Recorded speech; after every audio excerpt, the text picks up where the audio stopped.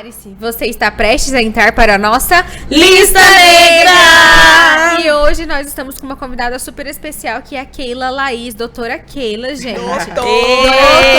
Seja bem-vinda! E a gente vai bater um papo sobre sexo. Sexo. Melhor papo de todos. Sexo. As pessoas têm tabu de escrever sexo. E falar sobre sexo. Escrever mais, né, nas redes sociais O agora. algoritmo. O algoritmo não deixa. Sério? A gente vai ter que colocar pi na edição. Vamos falar, quando falar sexo, a gente fala maçã. Porque aí ele não Pode ser. Pode ser, então. Gente, então é isso. Eu sou médica, né? Sou residente de medicina de família e comunidade. E tô quase terminando a pós-graduação em sexologia também. Sempre gostei de falar de sexo, mesmo antes de entrar na residência. É um tema que eu sempre gostei de falar. E durante a faculdade, eu era doula. Então, trabalhei 4 anos com assistência ao parto. Uhum. Então, pra mim, principalmente a sexualidade feminina sempre foi um assunto muito comum, assim, na minha vida, né? Então, eu brincava quando eu era doula, desde a concepção até depois do parto. Que eu falava sobre isso com as mulheres.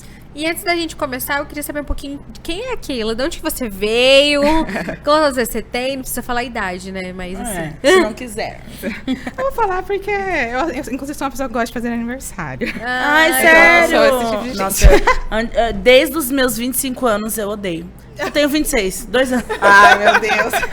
Então, Bom, eu tenho 28 anos, né? Eu sou de Rondonópolis, cresci em Rondonópolis. Sério? Sim, eu amo Rondonópolis. Cresci lá, mas vim pra cá em 2011. Vim pra Cuiabá pra estudar. Fiz 3º ano, fiz cursinho, fui ficando, né? E passei na Unic na época. Então, terminei a faculdade. Trabalhei basicamente grande parte do tempo de formada no interior. Então, trabalhei perto de Diamantina, em várias cidadezinhas ali da região. E há pouco tempo eu estava trabalhando em Chapada dos Guimarães. Trabalhei 2 anos lá.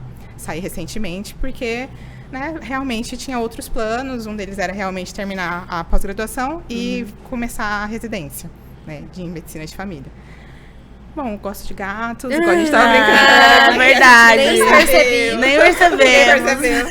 Você sempre quis ser médica? Sim. Pra mim, a medicina era quase aquela coisa... Ai, você tem um sonho, né? Porque eu falava que queria ser médica desde criança mesmo. Sim. Eu sou a primeira pessoa com graduação da minha família. Então, foi difícil para os meus pais entenderem que realmente ia acontecer, né? Por isso que eu vim também mais nova pra cá, porque eu tinha essa intenção de realmente fazer medicina e eu sabia que em Rondonópolis ia ser um pouco difícil a questão de acesso, né? Sim. À educação ali, melhor. Então, eu sempre quis ser médica. Me decepcionei um pouco quando entrei na faculdade, não vou mentir. Eu me vi num ambiente que, tipo, era isso que eu queria, mas não era com aquelas pessoas, com aquela vivência, que não tinha nada a ver comigo, né? Mas no decorrer da faculdade, eu acho que eu fui entendendo que é uma coisa que eu lembro até, que a espiritualidade até me falou na época, tipo, você vale muito mais formada, então segura as pontas, vai dar tudo certo, né? Eu falo até que eu me arrastei até o diploma, mas formei. Que eu tava falando com ela antes de ligar as câmeras, que os trotes de medicina são os piores. Sim. Os piores. E ela tava falando que ela era chata na faculdade, que ela não participava de nada, né? Não participava de nada, porque eu não queria... Eu já sabia dessa questão que é bem bizarra, assim, opressora mesmo, que a gente tem dentro das atléticas, principalmente de medicina. E eu não queria dar brecha para esse tipo de acontecimento, né? Sim. Então, eu realmente não participava das festas de atlética, fui em pouquíssimas, e assim, por conta de muita insistência, não gostava mesmo. E eu acho que também é diferente o tratamento de um trote para uma pessoa de classe média alta, branca, loira, que tem a cara da medicina, e pra gente que não tem ali a cara, o cabelo, né, a cor, é diferente. O peso do trote, o peso de toda aquela da curtição ali é bem diferente. Era até isso que eu queria te perguntar. Quando você disse que você fez a faculdade, mas você estava com pessoa que você não gostaria de estar, relacionado a isso? Sim. A preconceito?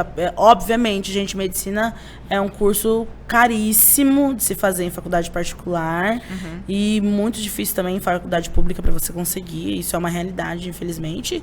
E aí, quem consegue, quem tá lá, são pessoas, né, de elite. Pessoas brancas, loiras, né? E que não têm a vivência que a gente tem.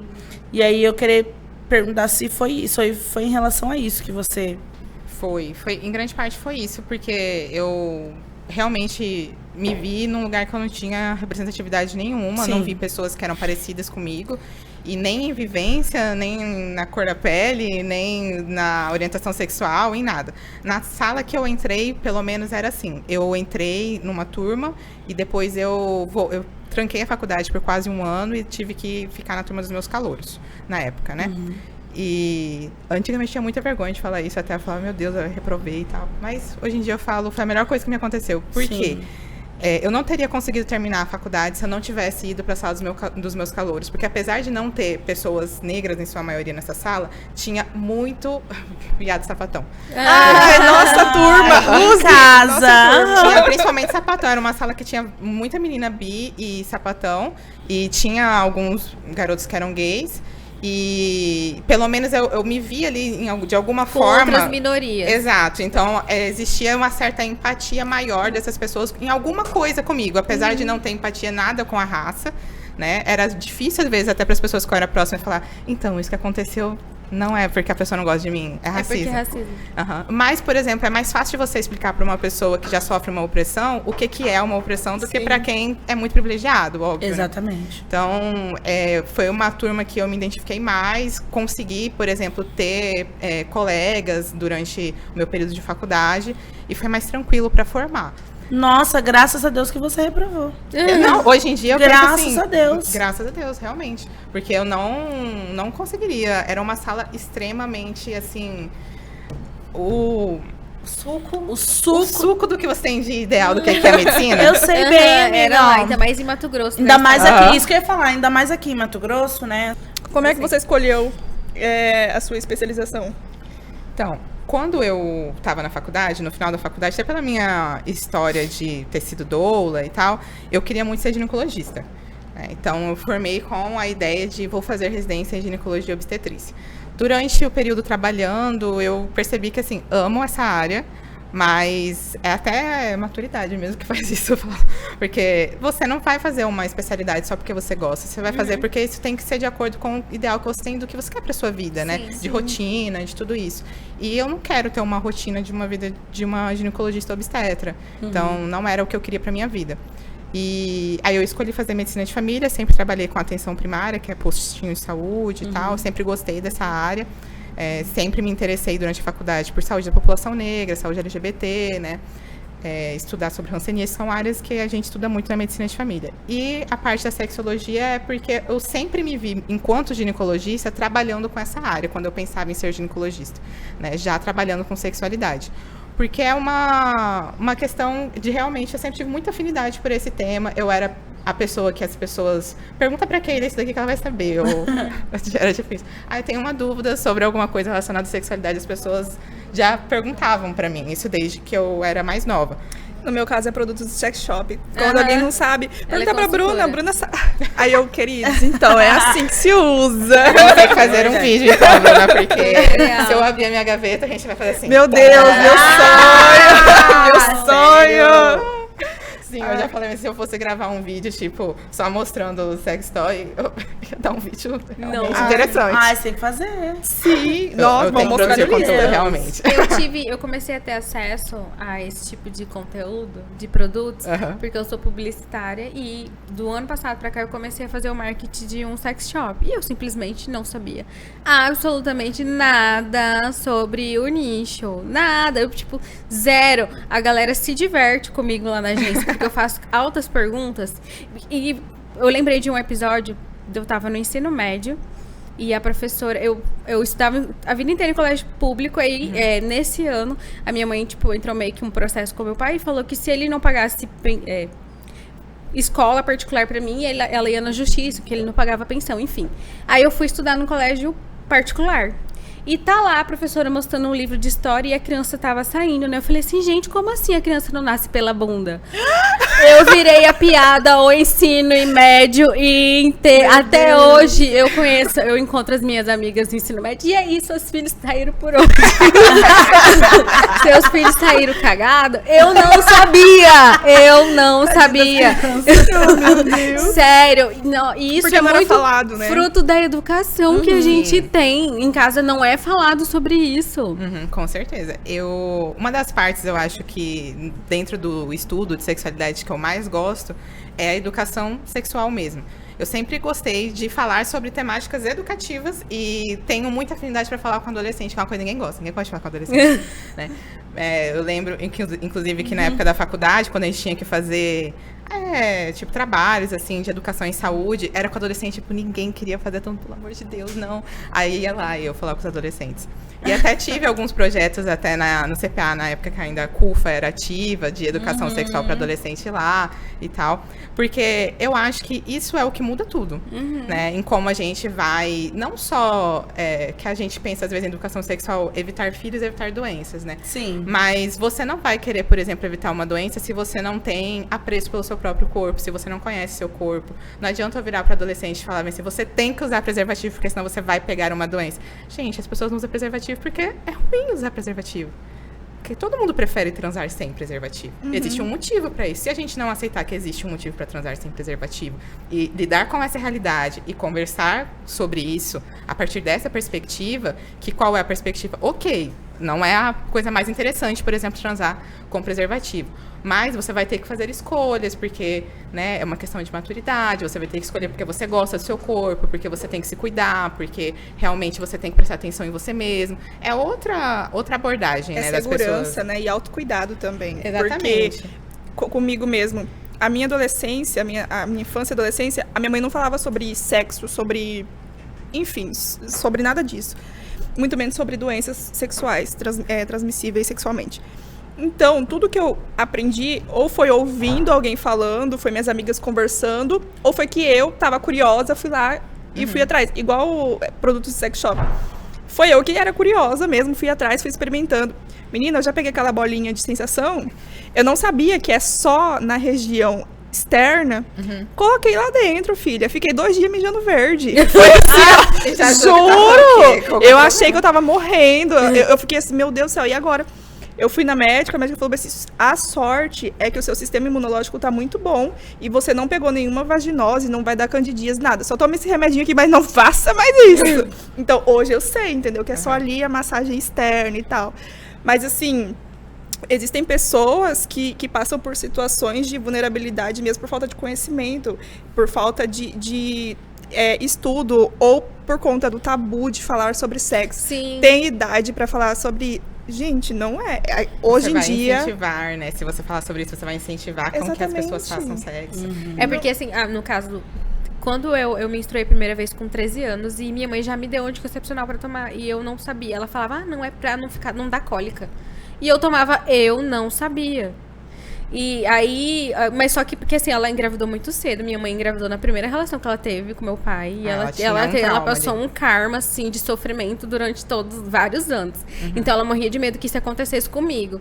E aí eu comecei, eu até acho que isso pode até fazer mal futuramente, né? A pessoa já começa a tomar assim tão cedo.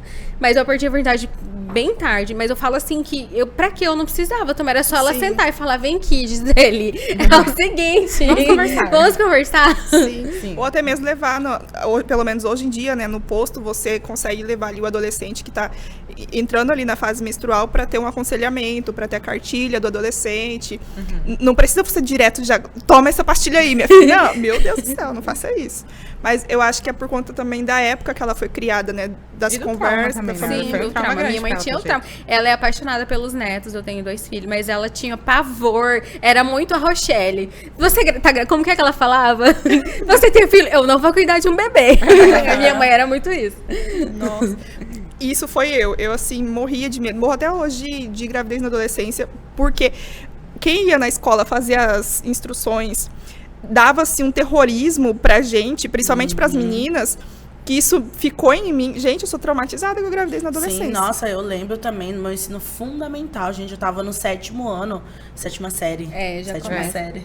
E aí, uma mulher, tipo, foi lá falar sobre educação sexual. Na verdade, foi minha professora, eu não sei quem que era.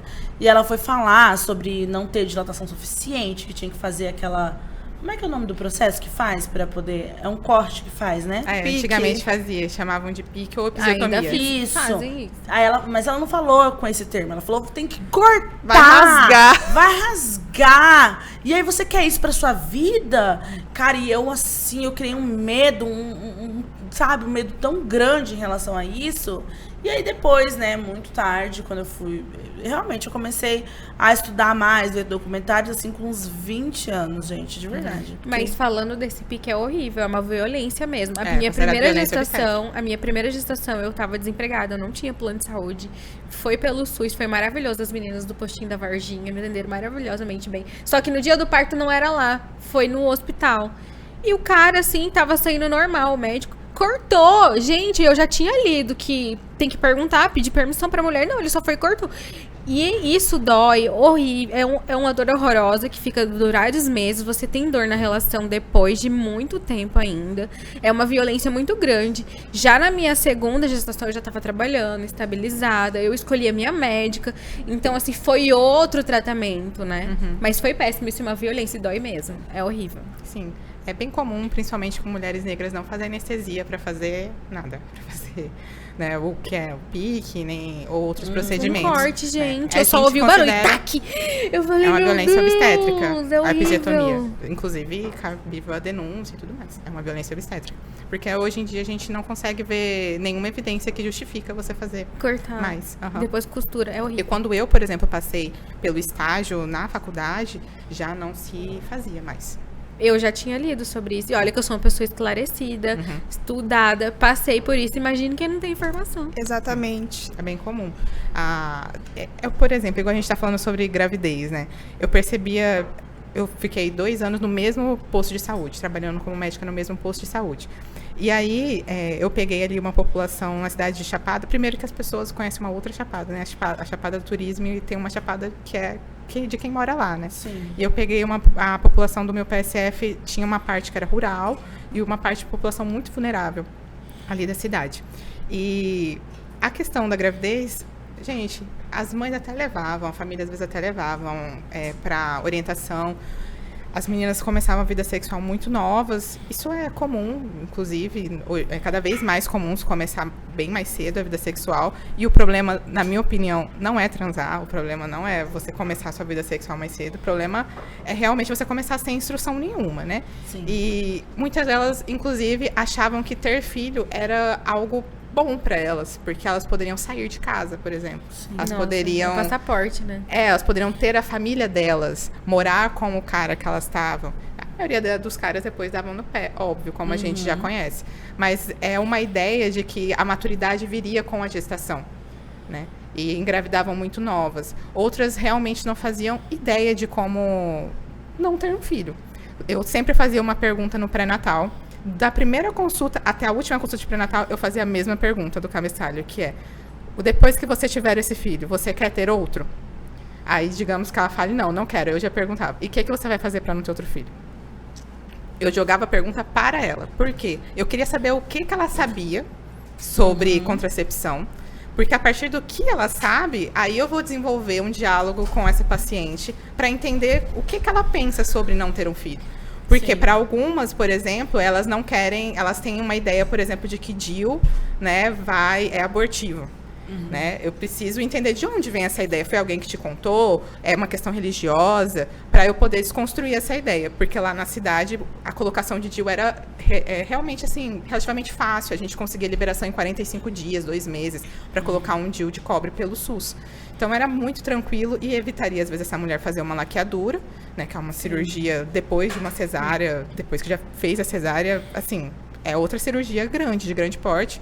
E as medicações não tomam, né? Até a injeção mesmo, né? A injeção contraceptiva, tanto a trimestral quanto a mensal, elas esquecem, às vezes falta também, né? Na rede, elas não têm condições de comprar. A pílula, só tem um tipo de pílula no SUS, que é o ciclo 21. Então, que algumas não vão se dar bem com ela e não vão ter dinheiro para comprar. Esquece, adolescente não toma pílula, gente. Dificilmente você vai encontrar um adolescente que toma certo. toma. Porque é uma característica do adolescente. O adolescente esquece as coisas, o adolescente é mais inconsequente. É uma característica do desenvolvimento cerebral. É, porque ainda não é formado, né? Não é um adulto. E também não tem a noção das consequências que podem vir depois. Eu acho que também tem muito da religião dentro disso. Você falou sobre o DIU, que elas acham que o DIU é algo abortivo. Eu via muito dentro da religião, que eu frequentava antes, que comprimido, principalmente o dia D, era o que falava, principalmente o dia D, o DIU era tudo abortivo, porque já tinha ali, né, uma criança, não é uma criança ainda, é um feto, um embrião, enfim. E aí você vinha com o DIU ou com a pastilha, você ia estar abortando, é pecado, Deus não gosta, não faz isso. Então, às vezes, é falta de instrução, às vezes é interferência de religião, às vezes... Sim. Nossa, é N motivos, mas a maioria desses motivos está dentro de periferia, está dentro de zona rural, está dentro dos lugares mais escassos de letramento, de informação, de conhecimento. Eu via também com pacientes que eram realmente tinham uma condição financeira maior. Só que qual que é a diferença? Se uma coisa dessa acontece, ela tem suporte, geralmente ela tem rede de apoio. Agora, quando uma mulher que está numa situação de vulnerabilidade realmente engravida e principalmente muito jovem, ela tá léu, gente. É muito difícil para elas, né? E falando sobre contraceptivo, eu vi um documentário na Netflix que fala, acho que o nome do documentário eu nem lembro.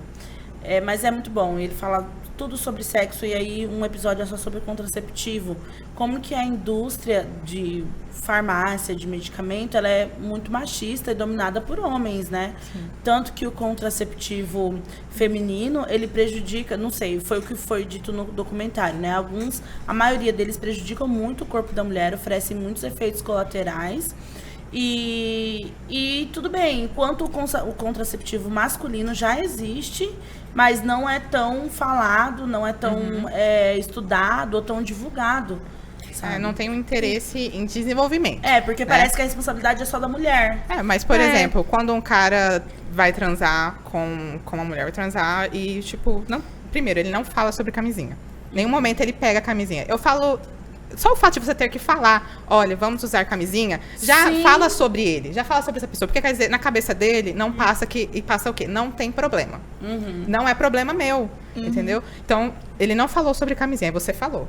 Olha, preservativo e tal. O cara ainda fez aquele jogo, você quer, mas não precisa, cabe. Não cabe. Não cabe. Vou broxar. Sério? Tem, nossa, tem um cara, você abriu a camisinha, broxa. Eu sigo uma página de um Instagram de sex shop que quando o cara falar que não cabe, ela pegou e colocou, até que assim, na mão dela. Então, sim, cabe.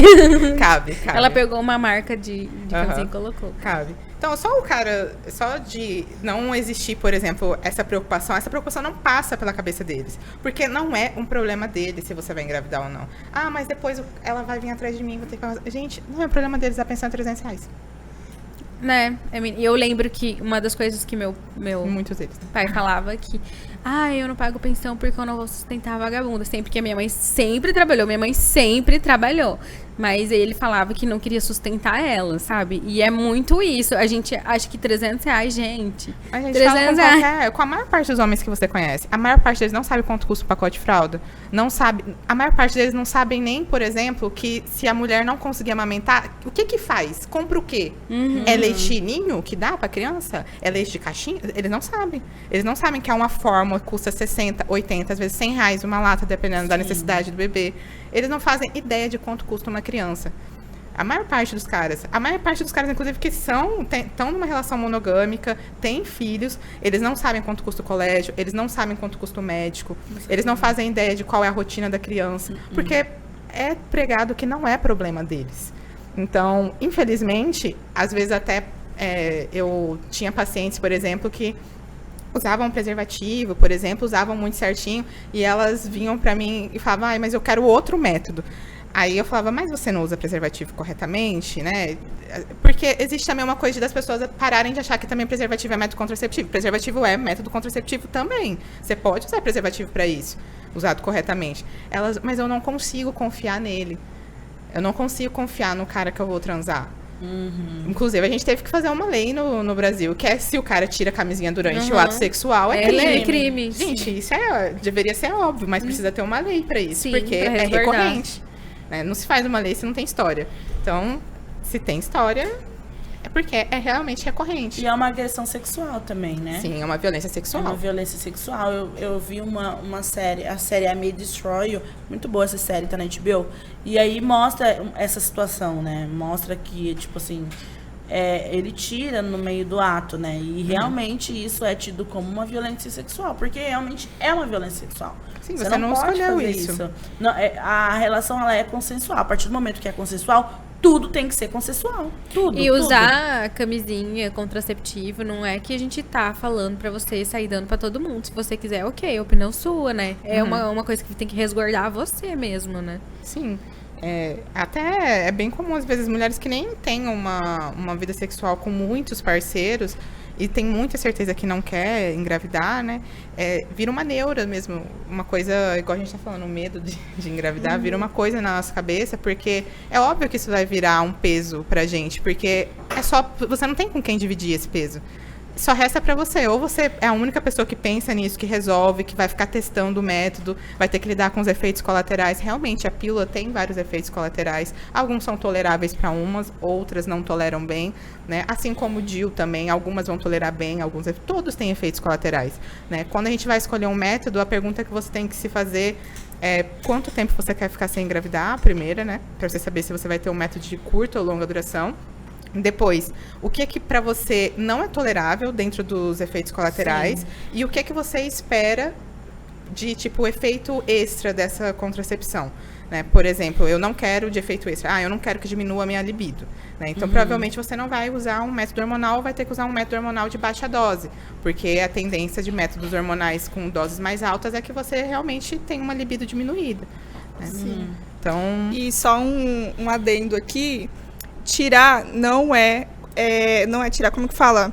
Coito interrompido. Isso, coito interrompido não é método contraceptivo. Gente, pelo amor de Deus. Nossa, eu tenho um ódio quando fala assim, não precisa de camisinha, eu tiro antes. Eu já falo, tchau, eu tenho que ir embora. Não quero mais. Porque, gente, ali, quando você tá no ato, tem a lubrificação natural do corpo, né? E não tem como você prever que tá passando ali junto o esperma. Cara, eu fico assim, gente, estudem um pouco, pelo amor de Deus, é o corpo de vocês. Quando o cara me fala isso, eu já fico totalmente broxada. Eu não falo nem por isso, eu não falo nem por conta dessa questão que é fisiológica do líquido seminal e tudo mais. Que tem. Mas, gente, quem aqui confia que um cara vai segurar? Pois é. Eu não confio. E vai que ele tem alguma coisa que ele não me falou, tipo... Pensando só na contracepção. Eu digo assim, nem vamos pensar nas IST, pensando só na contracepção. Eu confio que um cara vai conseguir ter a capacidade de se controlar, de não golar nem um pouquinho lá dentro. Ele não sabe nem onde que é o clitóris, ele vai conseguir fazer isso. Gente, eu já posso. E outra coisa que viralizou no Twitter foi uma menina falando que após a relação ela fazia xixi. Que o xixi matava o esperma. Gente. Não é o esperma. De anatomia. Gente. É lugar diferente. Então, mas viralizou no Twitter. É tipo aquela menina do BBB que foi fazer a prova e colocou absorvente interno pra fazer xixi. Aí tiveram que avisar ela, amiga, o buraco é diferente. Vocês não lembram? Eu vi. O pai dela é médico, as pessoas falaram depois no Twitter. Meu Deus. Então, outra coisa também em relação a isso é que quando o órgão, né, sexual da mulher, ele é interior, ele é interno, ele é pra dentro. Então, ele é muito perto de outros órgãos, tá tudo muito unido ali. Então, qualquer coisa que você tem, qualquer tipo de doença, de infecção, isso prejudica muito a gente, porque nosso órgão, ele é interno, né? Então, assim, é muito preocupante. Eu morro de medo, sabia? É muito sensível, né? Tanto que a maior parte das infecções sexualmente transmissíveis, né? Elas têm mais sintomas em mulheres. Em mulheres, exatamente. Os homens, eles portam, inclusive, por exemplo, HPV. 90% dos homens portam HPV. Cara, eu fui conversar com uma... Na verdade, eu não sei. É a questão da circuncisação do homem. Eu ouvi dizer há muito tempo que quando é circuncidado... Circuncidado. Circuncidado? Então, é mais higiênico e diminui a chance de contrair ISTs também. Exatamente. E aqui as mulheres, por exemplo, eu tenho pessoas na minha família que engravidaram e quando foram ter o bebê nem tinha essa. Eu vi que num filme, tudo no filme. Eu vi num filme que tem essa opção nos Estados Unidos de você querer fazer ou não. E aqui no Brasil também essa que não é oferecido, mas, por exemplo, se você for de uma religião que a circuncisão é tida como, né, tem que acontecer e tal, se faz. É melhor fazer quando tá bebezinho, né? Porque realmente mas precisa não tem dor. Só pela religião? Não, né? Não, você pode pela escolher. Saúde, você pode escolher também, né? Sim, pode ser uma escolha da família. A circuncisão, ela realmente diminui doenças relacionadas, por exemplo, à higiene. No Brasil, a gente amputa pênis, um número relativamente alto e grande parte relacionado à higiene. Sim, é muito mais higiênico, né? É mais higiênico, porque a maior dificuldade dos homens em lavar o pinto direito é porque eles não abaixam completamente a pele. É por isso que eu falo. Pra expor a glande. Você falou amputar arrancar fora. Meu por Deus. conta de lavar, de higiene. Não lava o pinto. Meu Deus, chocada. Gente. Acho que ano passado foram mais de 100, uma coisa assim. Sério? Gente, esse dado não é um isso dado não é correto, falado. certinho, mas... Como que isso não é falado? Pelo amor de Deus, você tem medo de perder o pinto, não? Gente, Lavem o sabonete, pinto. Cuida do seu pinto. mercado. Gente, que isso? Ai, eu tô chocada. Mas assim, gente, vamos combinar que para muitos homens o conceito de higiene masculina ele é complexo. Né? Ele é complexo. Gente, que loucura! Eu tomo maior cuidado. E olha que eu não tenho, né? Não tenho fluxo, né? Mas eu lavo e limpo e abro e não sei o quê. E o cara não consegue. Gente, não, uma coisa que é perigoso. externa, é muito mais fácil de lavar. Externo ali. E aí eu fico pensando, né? Existem, por exemplo, tem um monte de doenças, de infecções, na verdade, né? Infecções que as mulheres passam. A maioria das mulheres que têm uma vida sexual tem, né, certas infecções, alguns problemas aqui e ali. E essas infecções muitas vezes são passadas, né, pela falta de higiene ou até mesmo pela falta de cuidado do homem em relação a isso. Sim, principalmente candidíase. Nossa, gente do céu. As infecções são relacionadas ao descontrole da flora vaginal, né, que pode ser candidíase, vaginose, né, são as principais. Uma é por bactéria, a outra é por fungo. Candidíase é mais comum. É muito difícil uma mulher nunca ter tido candidíase e não precisa ter vida sexual ativa para isso, né? Tanto uma quanto a outra. Inclusive, crianças podem ter.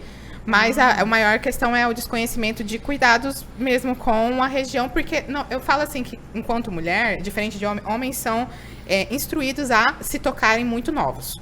Né? Para homem é normal você se masturbar muito jovem, você pegar, você conhecer seu corpo e tudo mais. Pra gente, não. A gente tira a mão daí, fecha as pernas, é feio, é fedido, não pega, né? Então, praticamente, eu acho que todos nós aqui escutamos enquanto a gente crescia que vagina é feia, né? Vagina não, vulva, que é a área externa, né? Vagina é o canal. Mas que é feio, que é fedido e tal. E tudo isso faz com que a gente se distancie um pouco, realmente, do cuidado com a nossa saúde, porque a gente não se olha. Quantas mulheres, por exemplo, já pegaram um espelho e olharam realmente a vulva, olharam, isso aqui é um clitóris, isso aqui, tem um buraco aqui, tem um aqui, né? Aqui é que tá saindo a menstruação, aqui é que tá saindo xixi. Isso às vezes é uma coisa que, se a gente tivesse o hábito de se olhar, a gente não ia nem precisar tanto que alguém falasse, porque ia ser muito natural, você ia saber que aquilo acontece com o seu corpo. Mas a gente não se olha. Então, as mulheres, elas não... Quando eu falo, por exemplo, no consultório, eu falo, mas você coloca a mão, você pega... Não pego. Mas eu só passo a água e tal. Ou quando lava demais, porque tem essa ideia de que é fedido, que é sujo e tal. E aí, lava lá dentro, por exemplo. Gente, não se lava o canal vaginal. Não se lava. Ali é autolimpante. Você só lava a área que nasce pelo, praticamente. E aí, quando você abre aquela parte ali de fora, onde está o clitóris, né? Tudo mais, a uretra, você passa a água e esfrega com a mão. Sabão só na parte que tem os pelos. Sim. Então, mas muita gente não sabe, lava demais. Quando você lava demais, você também provoca a candidíase ou a vaginose. É porque tem o pH, né? É ácido, então tudo ali interfere, tudo mexe. Uma coisa também eu acho que prejudica a gente, principalmente ali na infância e adolescência, a querer entender o que é o corpo, o que é um órgão sexual em si, são os nomes. Porque eu via tanto nome, menos vulva, menos clitóris, menos vagina. Eu via preciosa, borboleta, periquita, rachada. Meu Deus do céu. A perseguida é a A pior de perseguida. todas. É. Meu Deus do céu. Tem que falar. Cara, você tem que Coisinha. falar o nome. Minha mãe falava Coisinha. Eu vejo assim que essa questão do nome, óbvio que a gente tem pau, tem pica, tem cacete, tem vários outros nomes também. Mas com relação à vulva, sempre nomes que eu acho tão depreciativos na maioria deles, né? Não gosto disso. Eu acho muito depreciativo, assim. Acho que cada um pode chamar tudo que quer chamar de Cheroline, chama de Cheroline, né? Laricinha. Laricinha, já vi Laricinha. Laricinha, eu já vi também. Só que, pra mim, o problema é essa concepção de ter nome sempre de modo depreciativo. Sempre de modo de, tipo, como se fosse inferior, como se fosse algo que tá subjugado ao homem mesmo. Ele serve pra um fim e pronto. Não serve pra nada mais. Sim. E eu acho essa conversa que a gente tá tendo aqui tão importante, porque a maioria do nosso público é um público negro, é público preto. E feminino. E assim, e feminino. E a gente, querendo ou não, dentro da escala social que existe, né? Da pirâmide social, nós mulheres negras estamos lá no fundo do fundo do fundo. Né? E se for LGBT ainda, mais no fundo ainda. Uhum. E aí, e realmente, a gente fala sobre isso, acho que no segundo episódio, como que a mulher preta, a mulher negra, ela é sexualizada, ela é hipersexualizada. Sim. Uhum. E quando a gente fala da hipersexualização, a gente também fala da falta mesmo de se falar sobre o prazer feminino, principalmente na comunidade negra. Uhum. Porque hoje a gente fala muito sobre isso, né? Hoje a gente se discute, a gente fala, a gente, né, se empodera, a gente fala sobre isso. Só que existem muitas pessoas onde não chega, por exemplo, eu moro lá no Pedra 90. A moça que mora lá no Voluntário, perto da minha casa, ela negra, né? Ela não vai saber do que a gente está conversando aqui. Então eu acho muito importante trazer a conversa pra todo mundo, uma conversa aberta, onde todo mundo consiga entender, todo mundo consiga falar sobre isso, que é muito importante. E também é importante dizer que a mulher sente prazer sim, ela sente vontade sim, ela quer fazer porque ela quer, não é só porque é uma obrigação, não é só porque tem que agradar meu marido, é porque eu tenho que... Como é que fala quando a pessoa casa e aí tem que... Exercer o papel de esposa. Enfim, não, gente, é seu corpo, é prazer, é algo íntimo e pessoal, mas que se você não tem vontade, não faz, cara. Se você tá se sentindo ameaçada de alguma forma, procura ajuda, porque você não é obrigada a fazer nada que você não quer. Exatamente. Mesmo estando em um relacionamento, mesmo estando casada, mesmo Com certeza. namorando. Isso é muito difícil delas entenderem.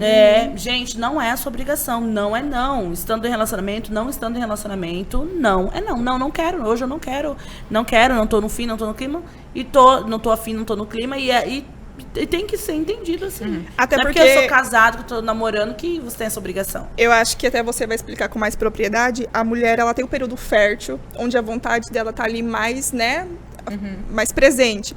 Só que não é só nesse momento, é claro que a gente sente vontade.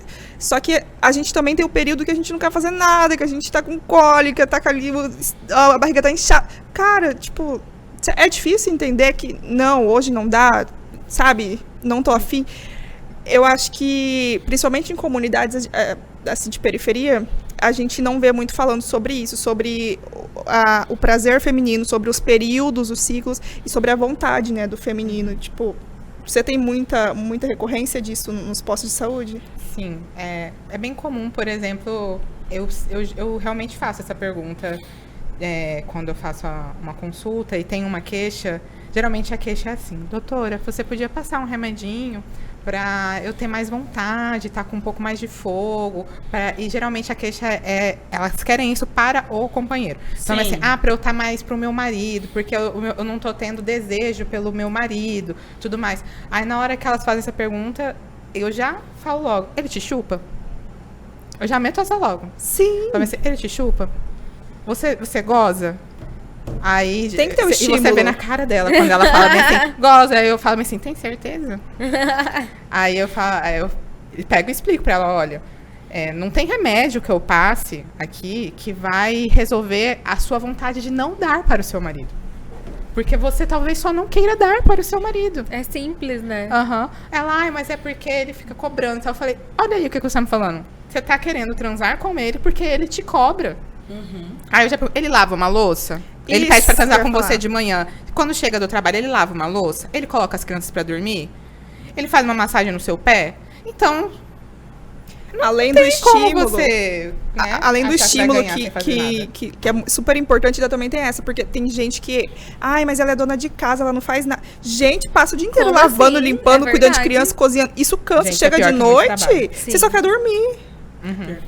E eu acho que a questão também, assim, que as mulheres que ficam no âmbito do lar, né, tem um fator da autoestima que é muito pesado. Porque elas não estão fora de casa. Então, elas às vezes não se sentem desejadas. Elas não se arrumam. Porque quando a gente vai trabalhar fora, você tem essa questão de você se arrumar, de você se expor no ambiente fora da sua casa, tudo mais. Você, às vezes, ter investidas de outras pessoas ali. Isso muda como você vê, como você se vê, como você olha pra sua sexualidade. Você se sente desejada. E isso também te dá tesão. Né? Isso dá tesão. Então, porque o tesão da mulher tá muito mais aqui, né? Exato. Mente, né, do que... Enquanto homem tem uma questão mais visual e a gente... antigamente se achava que a excitação masculina e feminina era linear, né? Então, não, é parecido os dois, é mais ou menos a mesma coisa. Mas hoje sabemos. Só que só quando uma mulher foi pesquisar excitação feminina, que chama Basson, que realmente mudou e é o que a gente usa até hoje como ciclo da excitação feminina, que é realmente um círculo, é um ciclo. Então, a nossa excitação, ela passa por vários processos, que é o estímulo, a gente tem mais de um tipo de excitação. Você pode ser, geralmente, pessoas que estão em relacionamentos há mais tempo, ela tem uma questão de ser uma excitação que precisa realmente de ser estimulada, diferente de quando você conhece alguém, que é uma excitação espontânea, né? Então, é diferente. Que é só da atração, né? Você chega ali, já tá um fogo, então é diferente. Porque quando a gente é adolescente, né, você lubrifica tão rápido, por exemplo, você tá só ali se beijando com a pessoa, você lubrifica. Mas eu amo meu marido, eu amo minha esposa, tudo mais, mas isso não acontece. Porque a paixão, ela tem um tempo, ela acaba, e depois que acaba, o nosso corpo responde de outra forma ao sexo, né, ao estímulo sexual. Então, esse ciclo de excitação, ele vai depender muito disso, de com quem você está transando, do que você viveu durante esse dia, se você está conectada com aquela relação, ou se você está ali querendo transar, mas você está pensando no filho que amanhã não vai ter um trabalho na escola e você não comprou a cartolina, né, no carro seu que você depois vai ter que passar no mercado e deixar o carro no mecânico. Enfim, de outras vários afazeres que você tem, você não se conecta com aquela excitação. E aí esse ciclo, ele não se completa, né? E realmente a excitação não acontece. Muitas das vezes, uma coisa que também acontece muito, em especial em mulheres que têm até distúrbios sexuais, como vaginismo, né? Que é dor na penetração, é o fato de que toda vez que ela, por exemplo, vai transar, é doloroso, é traumático, e ela sempre tenta de novo. Quando você fica fazendo isso, o seu corpo entende que não é pra você fazer isso. Cria-se um trauma, né? É traumatizante. Então, o que acontece, por exemplo, em mulheres com vaginismo, e até em outras, às vezes a pessoa não tem nenhum distúrbio, mas tá vivendo uma relação que não tá legal, alguma coisa assim, né?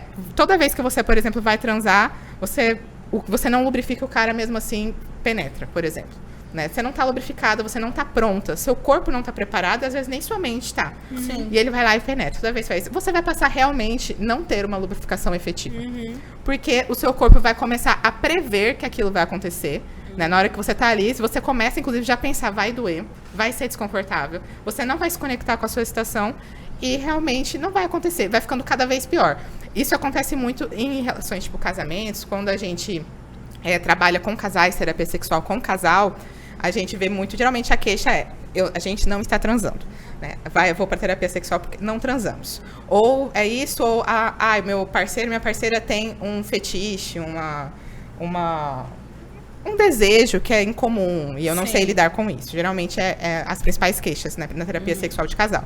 Então, geralmente vai com essa queixa. E quando você vai destrinchando, você vai olhando ali como que é a história desse casal, você percebe que por exemplo, essa mulher tem geralmente uma história, às vezes, de toda vez ela prevê aquele desconforto e aí cada vez o sexo vai ficando pior.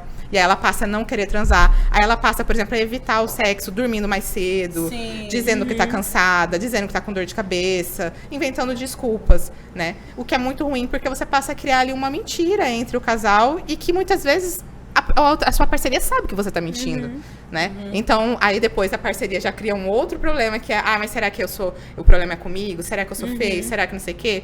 Né? Então, você tem ali um distúrbio de casal, geralmente por falta de diálogo. Sim, né? sim. Que Eu sempre costumo falar disso. Em todas as relações, cara, chega e fala. Sexo bom é sexo com gente que conversa. Eu quero assim, eu não quero assado. Sim. Eu fui descobrir o orgasmo feminino, tipo, há pouquíssimo tempo. Eu tenho 26 anos hoje, né? Eu acho que foi no meu último relacionamento, que foi... Eu acho que eu iniciei o namoro em 2020, 2021. E de lá, ele era aberto a conversas, porque os outros eu tentava, mas era tudo tipo... eu sou homem não faz isso, homem não sei o quê. E nesse eu encontrei abertura pra poder conversar. Então eu falava, não gosto assim, gosto assim. E menina, eu descobri tanta coisa. Ai, meu Deus. Eu descobri que eu choro. Eu descobri... Como que fala quando mais de uma vez? Múltiplos. Isso! Meu Deus, existe... Gente, parece que eu ficava anestesiada. Assim, eu falava, como que eu nunca experimentei isso na vida, sabe? É algo que... E depois, no outro dia, assim, eu ficava... Parecia que eu tinha tomado multivitamínico, de tanta energia, sabe? E é massa quando você tem um relacionamento onde você tem abertura pra conversar, abertura pra satisfazer as duas partes, não só uma. E pra construir uma sexualidade do casal. O que eu percebo... Quando a gente faz essas conversas, essa terapia do casal, é que o casal, ele assim, as pessoas se casam, ou enfim, tem uma relação ali. Falo mais das relações monogâmicas por conta de que geralmente é dessa forma que acontece, né? Elas iniciam aquela relação e sexo é como se fosse uma coisa que acontece. Tipo, é como se fosse inato ali, vai acontecer naturalmente. Não se fala sobre isso e cada um traz uma bagagem sexual consigo. Né? A pessoa ali tem uma história, a outra pessoa tem uma história. E essas histórias se juntam. Esse casal, ele tem que construir a sua história sexual. Né? E isso vai depender de diálogo, porque se eu não sei o que você gosta, o que você pensa, o que te excita, até inclusive se a pessoa vê pornografia, que pornografia você vê? O que você anda vendo? Ou você lê um livro hot, né? Eu gosto de leitura, então eu gosto de ler livros assim. O que você lê nesses livros? Quais são as principais histórias que você procura? Hoje em dia tem podcast também, né? Então, o que você gosta de ouvir? E também as pessoas têm muito medo, eu acho, às vezes, os casais se conversar, porque quando você está disposto a fazer isso, você também tem que aceitar que o outro talvez tenha alguma fantasia, algum desejo que talvez não seja o seu. Sim, aconteceu comigo. Eu fiquei muito assustada, mas enfim. Ai, meu Deus. Não querendo expor, né? Não querendo expor. Quais são os benefícios do sexo, de uma vida sexual? Olha, os benefícios de uma vida sexual, se você está feliz na sua sexualidade, né, realmente você vai ter prazer. Quando você está ali numa situação que você está envolvido com uma pessoa, uma, duas, três, do jeito que a pessoa quiser fazer sexo, né, você libera realmente endorfina, dopamina, vários hormônios relacionados à felicidade, né? Também tem o benefício do autoconhecimento do seu próprio corpo, do conhecimento do que te excita, do que você gosta, né? Sexo é uma coisa que assim... É plural, né? É plural e é saúde, né? Quando a gente passa a entender sexo como qualquer outra área da sua saúde pessoal, as coisas mudam bastante, porque não é que, obviamente, todo mundo tem que transar, ou, por exemplo, se você tá com alguém, se eu não transo uma vez por semana, tantas vezes por mês, tá errado. É não muito tem de qualidade, principalmente no caso. Eu sou casada há muito, muito tempo. Nem sei quanto tempo. E assim, eu sempre tive um diálogo muito aberto com meu marido, na época era meu namorado. Eu era virgem ainda, ele não era mais. E ele nunca me forçou nada e tal. Eu fui assim... Quando eu tava preparada, tava decidida que eu queria. E eu sabia que eu não queria ter vários parceiros, porque é muito aquela criação moral cristã. Tem que casar tem virgem. Esse peso, né? Ai, não, sabe? Tinha muito peso dentro de mim. Tanto que quando eu decidi perder a virgindade, é porque assim, eu tinha certeza que eu ia casar com ele um dia na vida. E aí a gente foi no médico, a gente foi na ginecologista, eu me consultei, que eu fui descobrir pra que servia aquele remédio que eu tomava, que eu não sabia.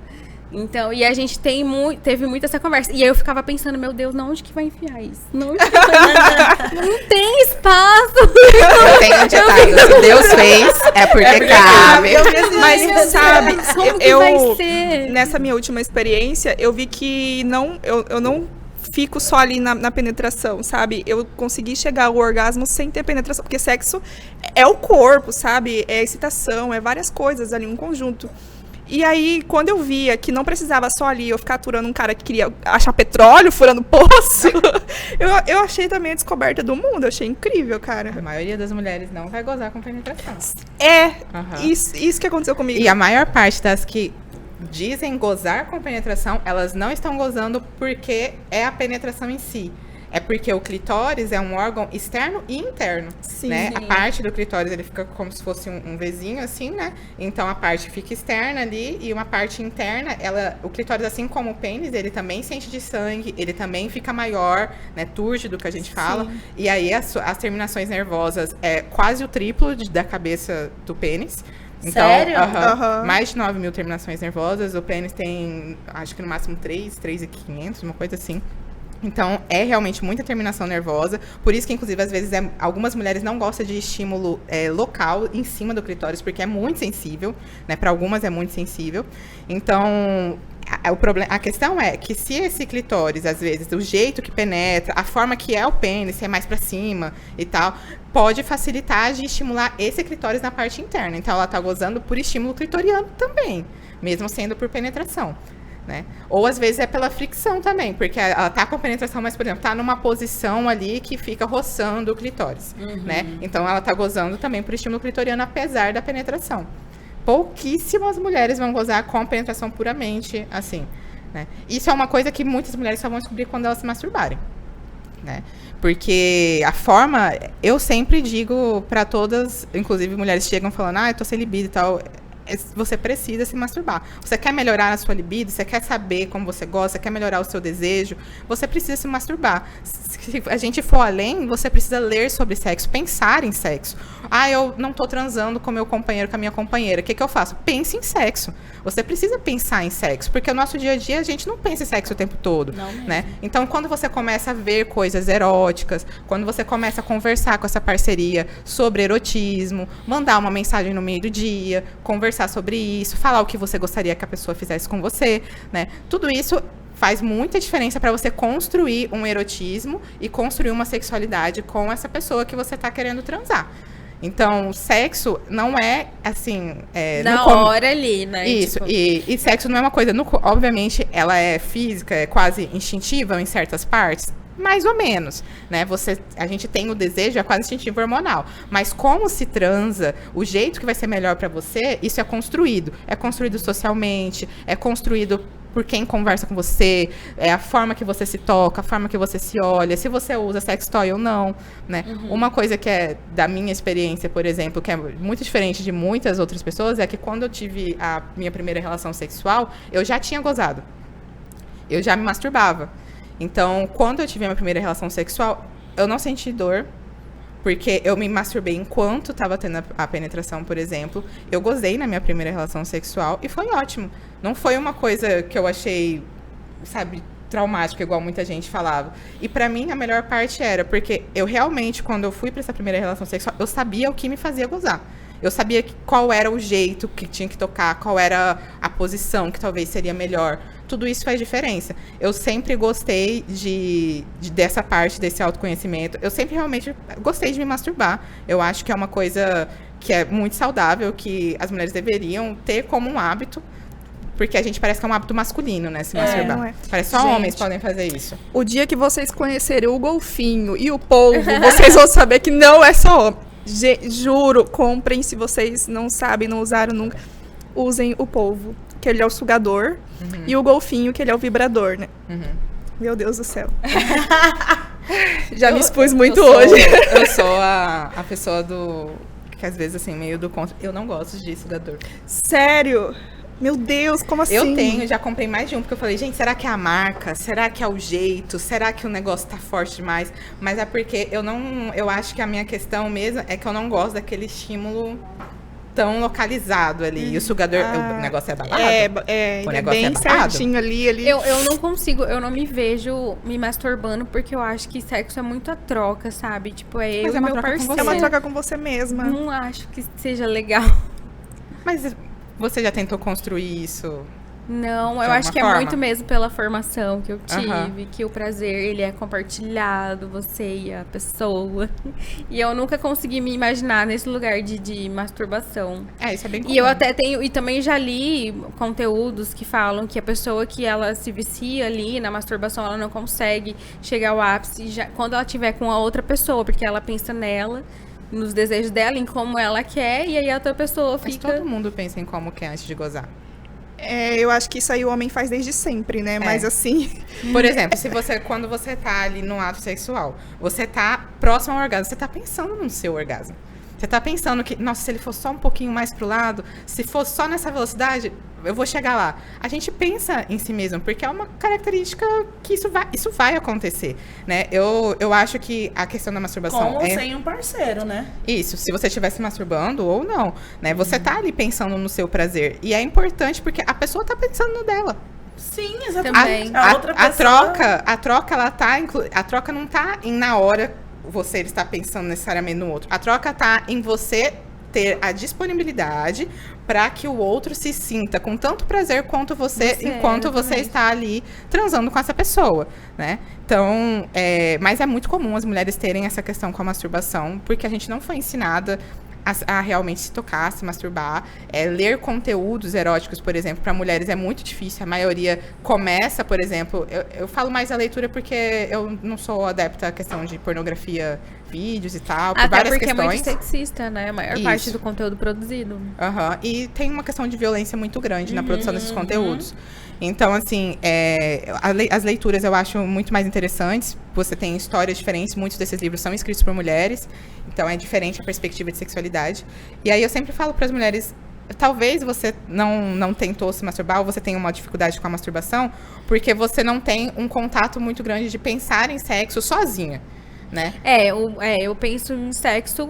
Com a pessoa. Com a pessoa, exatamente. Porque a gente, principalmente a educação cristã, é que você só pode falar de sexo com a pessoa. Exatamente. Porque senão é pecado, né? Senão você tá fora do conceito ali, né? Que sexo é pra dentro do casamento. Por isso que, assim, quando eu fui perder a minha virgindade, a gente conversava muito, muito, muito sobre isso. Porque o trauma da minha mãe, natural, veio pra mim. E eu só consegui confiar 100% porque eu sabia que, tipo, eu imaginava, eu queria que fosse pra sempre. Porque, do contrário, eu não teria coragem. Tipo, eu falo pra elas, se eu separar, que preguiça de conhecer outra pessoa. Gente, eu vou ter que ficar pelada na frente da outra pessoa. Não, até construir essa confiança. Não. Que preguiça mesmo. E no mercado de hoje em dia dos solteiros, eu não recomendo. Verdade. Gente, pra quem é hétero, tá difícil. Tá uma lástima, assim. E essa questão da masturbação também, eu tenho esse receio, porque na minha visão realmente é pecado. É isso, foi construído, está aqui internalizado, sim, não tem o que fazer. É difícil. Eu acho que é uma coisa que eu, por exemplo, orientações que eu já dei em situações de terapia de casal e tal, se masturbar com um parceiro, né? Porque geralmente os casais não têm esse hábito, tipo, o sexo tem que ter aquela troca corpo-corpo, né? E, inclusive, é uma coisa que às vezes você não tá muito afim de transar naquele dia, mas você tem, tipo, você tá com desejo, mas tá com preguiça, porque você tá cansado e tudo mais, né? E às vezes você se masturbar com a sua parceria é uma coisa legal, porque você vê como a outra pessoa se toca, você se toca na frente da pessoa, é uma coisa de perder a vergonha também, é uma coisa de você exercitar também falar putaria pra pessoa, falar sobre erotismo com a pessoa. Então, é um exercício legal entre casal, assim, realmente se masturbar junto com a pessoa. E ajuda muito a transar mais. Ai, doutora, meu Deus, que episódio perfeito. Mas isso que você falou é super real, principalmente depois que a gente teve filho, tudo mudou. E assim, a gente sempre tenta ter um espaço só nosso, tipo, deixa as crianças com alguém, sabe? Porque senão vai perdendo essa conexão do casal, né? Sim. E a parceria ajuda muito, como você falou, né? E tem a gente também tem essa ideia que é do apaixonado, né? Porque a gente pensa em amor, quando você fala amor, você pensa nos filmes. E os filmes, na verdade, as pessoas nem estão se amando, elas são apaixonadas, né? E aí, na paixão, sexo não tem hora. Você vai visitar a pessoa ali no trabalho, você vai transar na mesa do trabalho, você vai transar no elevador, você vai transar em qualquer lugar. Sexo não tem hora, mas a vida real não é assim, né? Quando você tá numa relação de mais tempo, Inclusive, tem gente que acha que, mas isso parece estranho e tal. Não, sexo, você marca a data, você marca a hora ali, ó. Sexta-feira à noite, e as crianças vão pra casa da fulana e a gente vai transar. Entendeu? Porque às vezes senão não acontece. Aí tem gente que fala, mas parece uma coisa muito estranha, porque é muito planejado, né, e tudo mais. Só que, gente, se for assim, realmente não acontece na maior parte dos casais da vida real, porque a rotina engole, né? Eu também sou casada, né? Eu sou casada já faz 9 anos. Casada, na verdade, quase 4 anos, já fez 4 anos, mas estou junto com o meu companheiro já fazem 9 anos. A gente tem uma relação não monogâmica, desde o início é não monogâmica, então a gente teve outras parcerias, tanto de relações mais duradouras, tipo, eu tive um namorado de 3 anos no meio dessa relação, ele já teve outras relações também, né, e por aí vai. Então a gente vive uma forma de se relacionar que é bem diferente do habitual, que a maioria das pessoas conhece, mas mesmo assim, por exemplo, essa questão do sexo dentro da relação de longo prazo, mesmo numa relação não monogâmica, ela existe, porque, por exemplo, às vezes, assim como acontece com qualquer pessoa casada, você tem vontade de... O cara olha a pessoa que tá lá fora. Aí ela vai olhar aquela mulher que você fala, nossa, mas gente, o que tá acontecendo? Eu tô aqui, tô do lado, estou disponível, tô querendo. Por que tá olhando? Porque a nossa excitação, ela vem do novo também. Ela vem do que é diferente, do que provoca aquela coisa que é do apaixonado, que é isso, tanto por uma questão social quanto até física, né? Você vai olhar, você vai querer. E isso não é o problema, né? Quando você tem não interessa o tipo de relacionamento, o acordo que você tem. Você vai seguir aquele acordo porque é um acordo, né? Se eu falei que eu estou só com você, que sou monogâmica, é isso, sou monogâmica, estou só com você. Mas a diferença é, mesmo, por exemplo, eu tô num relacionamento assim, tem vezes que eu falo, gente, eu estou a fim de transar com o meu marido hoje, queria transar com outra pessoa. A diferença é que eu transo com outra pessoa, né? E quem é monogâmico não tem essa possibilidade. Mas, assim, acontece com qualquer tipo de configuração de casal, né? Porque é o longo prazo com a pessoa. Não tem jeito. Você vai ter que... A rotina engole quando você mora com a pessoa. Tem os afazeres da casa. Eu não tenho filhos, mas a casa tem afazeres, o trabalho, né? Não tem jeito. Então, você vai ter que buscar outras formas de se conectar e fazer igual aquilo que eu falei. Criar essa sexualidade que é a única do casal. Como vocês gostam. E uma coisa que eu acho muito importante também é realmente falar sobre desejos, né? Eu acho que casal que não fala, parcerias que não falam sobre desejo, e nem todo desejo, fetiche, precisa ser realizado. Você pode ter um desejo que, inclusive, é muito estranho, peculiar e tudo mais. E quando só o fato de ter liberdade de falar, né? Isso, porque aquilo tá no seu âmbito de pensamento. Inclusive, tem fetiche, tem desejo que, se realizar, fica ruim, né? Que o bom é quando tá no pensamento. Porque no seu pensamento você faz o que você quiser, né? Você molda esse desejo da forma que você quer. Você não depende de outro. Por exemplo, quem tem desejo de fazer suruba. Gente, na suruba, você vai depender de como tá o humor de sei lá quantas pessoas. Todas aquelas pessoas, ninguém vai broxar, ninguém vai dar um piti na suruba, né? Porque acontece. Não vai ter ciúme, né? Acontece piti na suruba. A única coisa, assim, que eu nunca tive vontade é isso. Porque eu penso nos vários fluidos, várias pessoas que eu não sei se tomou banho direito. Eu já fico... Não consigo. Ainda pra combinar. Então, quanto tempo a gente tem? É verdade. Mas a gente já precisa finalizar. Só que, assim, eu acho também uma coisa, que a monogamia, ela é voltada de acordos, né? Porque a monogamia real é um acordo.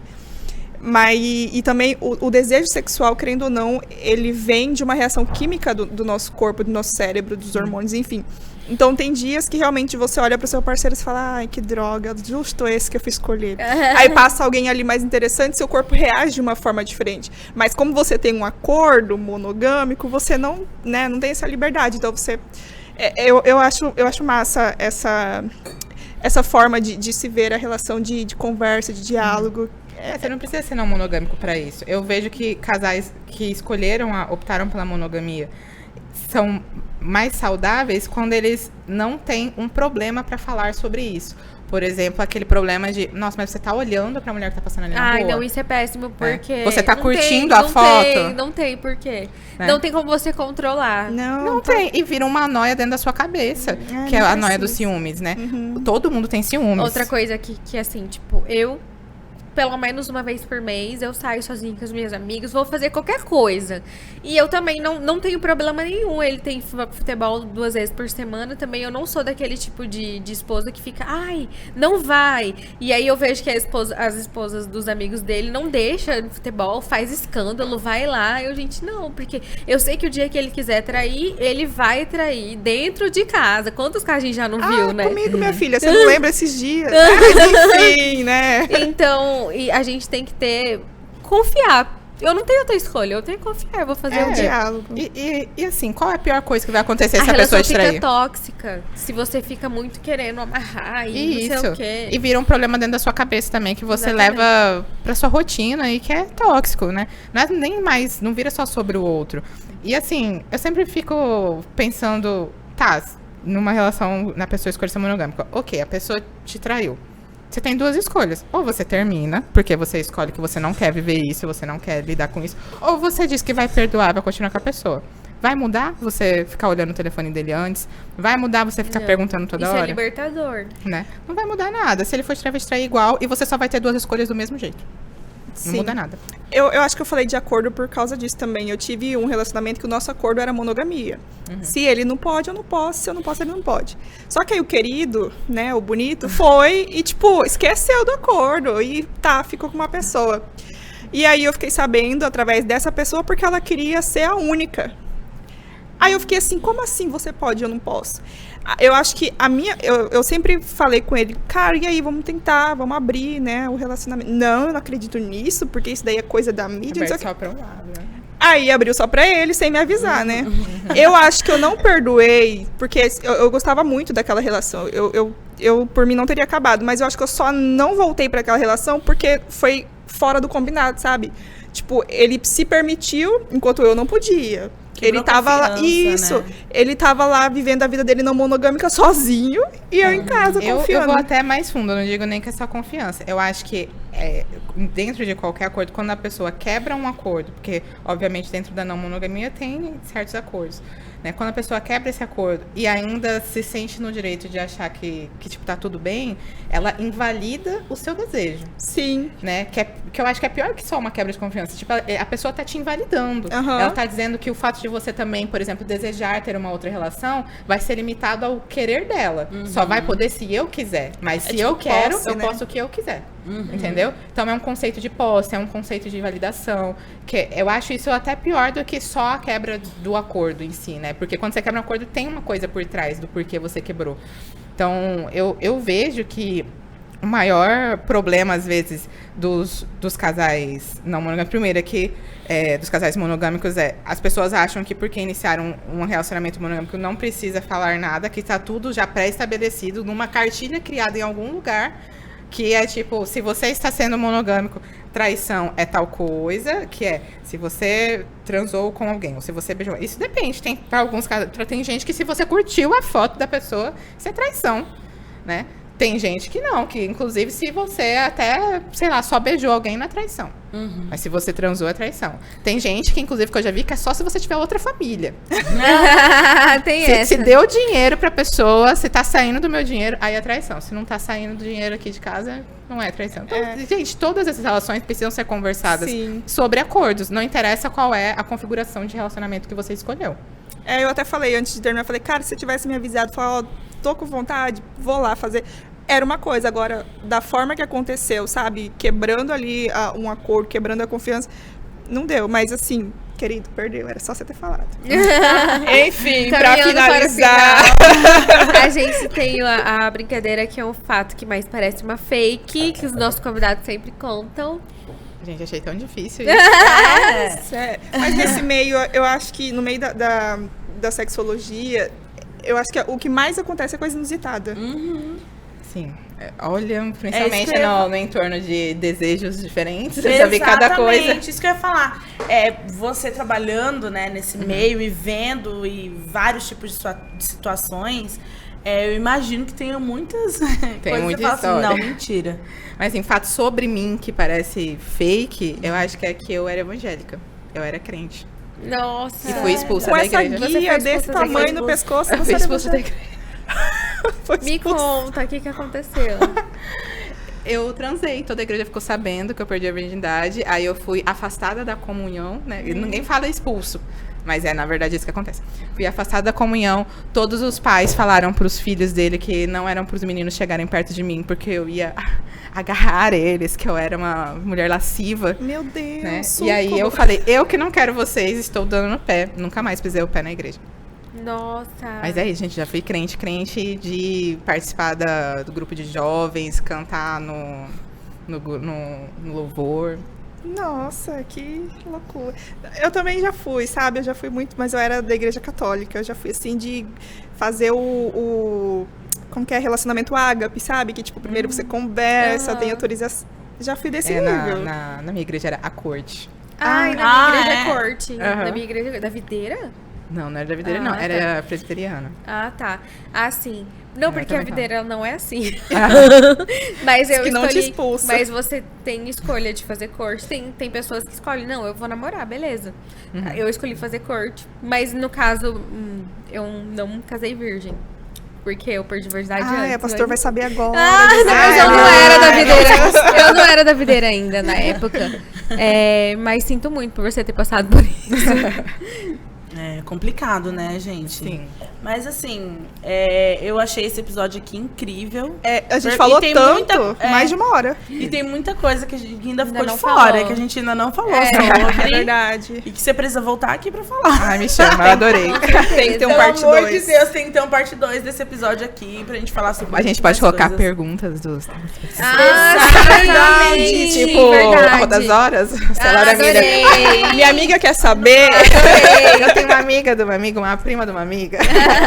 A prima da minha amiga, né? Mas pra fechar, você tem alguma dica, alguma orientação, algo que você queira passar? Olha, eu acho que dica que eu falo, orientação que eu falo é pra todas as pessoas, né? Conversem sobre sua própria sexualidade, conversem sobre sexo. Não fiquem com medo de procurar um profissional também, né? Porque as pessoas acham que ir numa sexóloga, procurar uma terapia sexual... Elas te ensinar sacanagem. Não, ou isso, ou acha que você tem que ter um problema muito grave, como se fosse uma coisa de eu não sei transar, Sim. alguma coisa assim. E não, você pode procurar um profissional porque você quer se conhecer melhor, porque você tem algum desejo que você quer explorar de uma forma mais segura, né? Porque, às vezes, quando você procura as coisas no Google, gente... Agora não procura no Google, né? Procura no TikTok. É verdade. Ou o chat GPT. Essa geração Z não sabe pesquisar coisa no Google. Só no Exato. TikTok. Então, assim, procurem, conversem com pessoas que são profissionais, pessoas que são realmente confiáveis para falar sobre o assunto, porque, gente, eu vejo cada coisa de gente que, inclusive, se diz profissional de saúde falando sobre sexo, que eu olho assim e falo, gente... De uma maneira absurda, né? Absurdo. Então, é isso. Fiquei Obrigada. muito feliz do convite, Obrigada. adorei. Que bom o tempo de você gravar hoje, né? Nossa, a gente ficou super feliz. Sim, adorei. Senhoras e senhores, doutora Keila Laís entrou pra nossa Lista Negra! Uhul!